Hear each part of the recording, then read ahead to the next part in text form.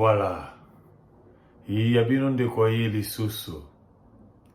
Artiste, styliste, modéliste, créateur. Moye kolipe molakisi. Mwana azali mosali pe molobeli na yawe nzambe. Yeyo. Lumière Kambolo. Merci. Un bon dia a todos. Mokolo malamu pona biso banso. Merci na ba abonné na biso. Merci na bandeko banso oyo ba soutenaka biso par rapport ba vidéo o batinda pona ba réponse to pa mituna na bango. To pesi bino sinote merci bino nyonso. Na bandeko banso nano ba s'abonner te na chaîne na biso. Tozo senga bino bo s'abonner. Boko sepela, boko zwa quelque chose par rapport à la vidéo na biso nyonso tozo sala. Merci.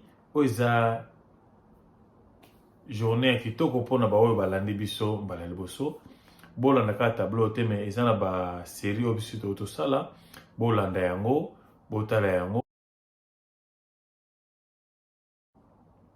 Totuna mituna pe toyanolaka ba mituna. C'est-à-dire sozana kamwa mutuna no moko lingaka otuna. Ok, ozala na facilité te ya kotuna. To ya vie sociale, to ya gospel comme ya makambo na nzambe ya Biblia. Ozali more than welcome.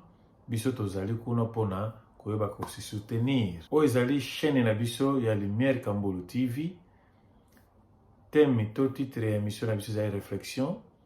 Awa sa réflexion na lolenge nyonso etangami makambo esala na se na moi, comme spirituel, comme physique, comme social, comme na lolenge nyonso. Awa toka partager ba idée na bandeko banso. Comme oyo ezotala ngai pe première fois, bozotala biso première fois. Boza na baduti belete so mutu nezali ba numéro na biso na ba émission na biso ko remarquer ki to cheka mo many fois. Botie ata video na bino, botie na video na bino ekoya kokoma pa na biso pe koyeba ko répondre na mutuna oyo tuni to na doute oza na ngoya eloko mo songolo nga ko tuna opportunité obi na mission na biso nyonso ozala na eloko moko ozala na besoin que to clarifier ngo bien oza welcome. Voilà. Alors sujet na biso ya lelo ezali affaire ba voice to ba audio. Motuna ezali oyo. Camarade yo benga pire. To ndeko na yo propre ya mama moko tata moko. To ndeko no ya makila. Famille na yo. Mutu na yo. Pangi na yo neto benga ango. Okomona ki bozo solola azo grave yo. Yo na kozanga koyeba ya grave yo po solo li pe normal tema to za batule mo pe to chrétien pe moni ya mastana pa solo bien ta moni pe so de kwa na meka expliquer bo pona akena mo panza bo solo na ndenge ya famille no mona ye agravaka ba masolo na bino mokolo ko maka na petit souci mo moke ya zui ba audio wana abandi ko intimido na yango foyeba nazana ba audio na yo nazana ba audio na yo soko pati pa na kolansa ngo moto ndengo wana aza moto malamu okobenge pirio to aza pena famille pena ya considération aza moto no pena ya malamu kozala na ye na yebite ya moni moto na biso to ye na ngo lelo ya mwana moto wana oyo azo grave yo oyo agravaka oso bozo solola aza moto malamu aza pire aza famille motuna ya lelo ezali wana soki